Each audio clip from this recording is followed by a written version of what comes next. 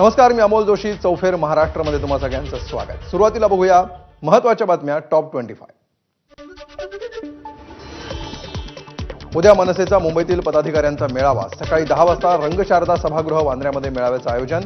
आगामी मुंबई महापालिका निवडणुकांच्या पार्श्वभूमीवर मेळावा. बीडमध्ये मराठा आंदोलक मनोज जरांगे पाटील असलेल्या लिफ्टचा अपघात. पहिल्या मजल्यावरून लिफ्ट थेट जमिनीवर आदळली. लिफ्टचे दरवाजे तोडून जरांगे पाटलांसह सहकाऱ्यांना बाहेर काढलं. केंद्रीय मंत्री नितीन गडकरींना त्यांच्या वर्धा रोडवरचं घर उडवण्याची धमकी. दरम्यान गडकरींच्या घराबाहेरच्या सुरक्षेत वाढ. धमकी देणाऱ्या व्यक्तीला सिव्हिल लाईन भागातून अटक.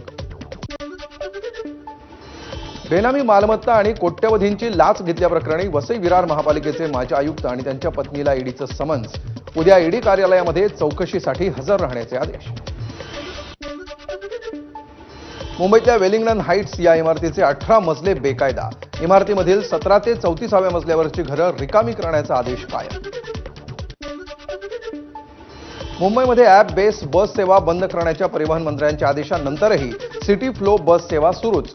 आरटीओ सिटी फ्लो बस सेवेला परवानगी देते, मग उबर सेवेला का नाही? उबर चालकांचा सवाल. मध्य रेल्वेवर 15 डब्यांच्या लोकल वाढवण्याचा रेल्वे प्रशासनाचा निर्णय. त्यासाठी छत्रपती शिवाजी महाराज टर्मिनस स्थानकातील फलाट क्रमांक 5 आणि 2 ची लांबी वाढवण्यात येणार.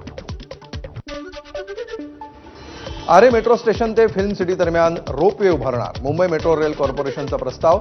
रोपवेचा संजय गांधी नॅशनल पार्कपर्यंत विस्तार करण्याचाही विचार. पर्यटक आणि फिल्म सिटीतले कामगार आणि प्रवाशांना फायदा होणार.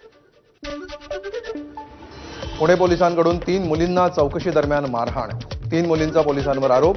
सासरच्या छळाला कंटाळून विवाहित मुलगी मैत्रिणींकडे पुण्यात आली होती.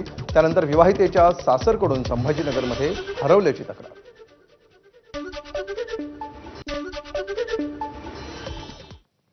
आणि यानंतर एक नजर टाकूया या क्षणाच्या महत्त्वाच्या हेडलाईन्सवर.